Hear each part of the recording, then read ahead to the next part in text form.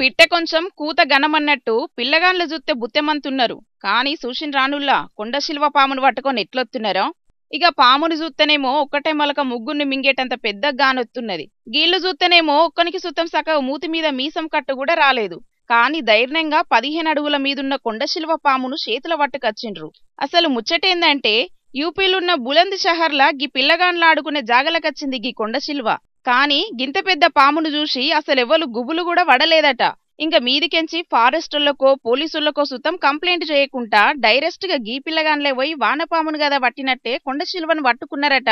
ఇక అంతటితో నాగిండ్రా అంటే లేదు. దాన్ని తీసుకొని తొవ్వ మీద 3 కిలోమీటర్ల దూరం నడుచుకుంటా పోయి ఆడున్న అడవిలు ఇడ్సబెట్టిండ్రట.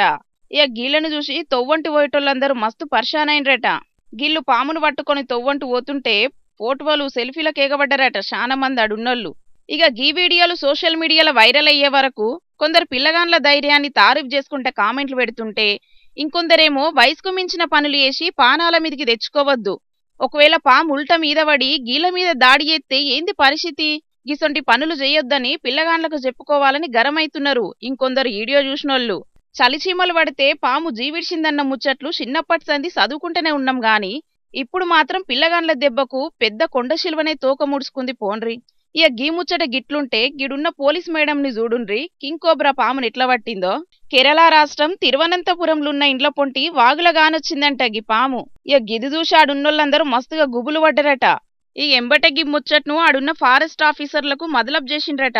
ఇక పామును పట్టనికచ్చిన ఆఫీసర్లల్లా గీ మేడం సూతం ఉన్నది. ఇక డైరెక్ట్ మేడమే రంగంలోకి దిగి పామును పట్టే పని ముంగటేసుకున్నది. 18 అడుగుల పొడుగున్నది పాము. చూస్తేనే గుండెలు గుబేలుమని జారుతున్నాయి. అసొంటిది దాన్ని పట్టుకోవాలంటే ఇంకెంత ధైర్యం ఉండాలో. కాని మేడం ఎసొంటి గుబులు పడతలేదు. బుసలు కొడుతున్న పామును బుజ్జగించి దాన్ని తోక పట్టుకొని మరీ సంచిలేసింది గిట్లా. ఇక ఇది చూశాడున్నోళ్ళందరూ మస్తు పర్షానైండ్రట.